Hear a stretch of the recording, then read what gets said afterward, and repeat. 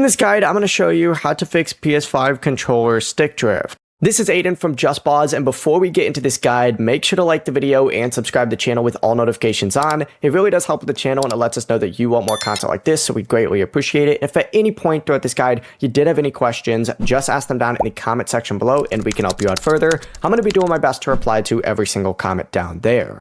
Now, before you take your controller apart, you're going to want to start just by rotating the drifting analog stick in full circles for about 1 minute. And I know my screen's about to go crazy, but essentially go ahead and slowly, and I recommend doing this clockwise, adjust that stick just by circling it around over and over real slowly for about a minute.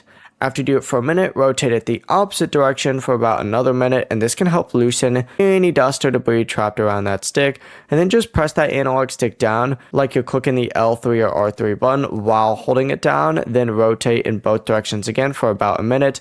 You can also use compressed air in the small gap at the base of the analog stick and rotate it while, of course, spraying the short burst to clear out the debris, but the process is that simple. Before you do leave, make sure to like the video and subscribe to the channel with all notifications on. It really does help with the channel, and it lets us know that you want more content like this. We'd greatly appreciate it. And if at any point throughout this guide you did have any questions, just ask them down in the comment section below and we can help you out further. I'm going to be doing my best to reply to every single comment down there. Peace.